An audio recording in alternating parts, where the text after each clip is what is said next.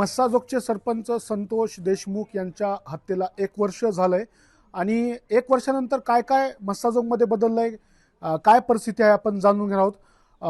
1 वर्ष या संपूर्ण प्रकरणाला झालंय, कशी परिस्थिती आणि काय तुमचा न्यायाचा लढा चालू आहे? परिस्थितीत काहीच बदल नाही. डे वनपासून जे गाव, जे कुटुंब, जे सगळे परिसरातील लोक आणि जे न्यायाच्या दिशेनं किंवा न्यायाकडं आम्हाला ज्यांनी आत्तापर्यंत धीर दिला, त्याच्यामध्ये कुठंही काही बदल नाही.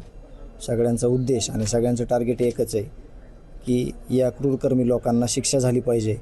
म्हणून आम्ही सगळे गावकरी, कुटुंब आणि सगळे आम्हाला मदत करणारे सगळे आम्ही लढत आहोत. आपण या प्रकरणात जर बघितलं असेल तर अवादा पवनचक्की कंपनीपासून हा सगळा वाद सुरू झाला होता. त्यानंतर टोल नाक्याहून अपहरण झालं होतं आणि या सगळ्या प्रकरणात तुमचा जो लढा आहे तो लढा चालू आहे. मात्र हा जो लढा चालू आहे या संपूर्ण न्याय प्रकरण म्हणजे न्यायाच्या ह्याच्यावर तुम्हाला समाधान आहे का?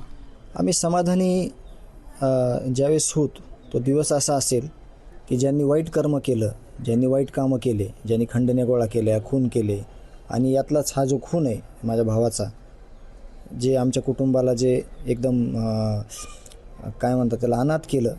कारण का सगळ्या गोष्टी आता आहेत परंतु आमचा भाऊ नाही.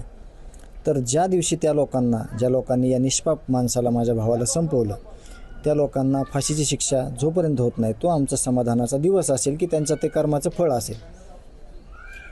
या संपूर्ण प्रकरणात चार्जशीट दाखल झाल्यानंतर चार्ज फ्रेम व्हायला काही वेळ होतो असं वाटतंय का तुम्हाला? हे वेळ झालेलाच आहे. मी कालच सांगितलं आहे की हे खरंच दुर्दैव आहे की ह्याला जास्त वेळ झाला, परंतु त्यांनी वेळ काढूपणा केला, केस डिले होण्याचा प्रयत्न केला. परंतु आता येणाऱ्या 12 डिसेंबरला नक्कीच 100% काल कोर्टात आम्ही होतो.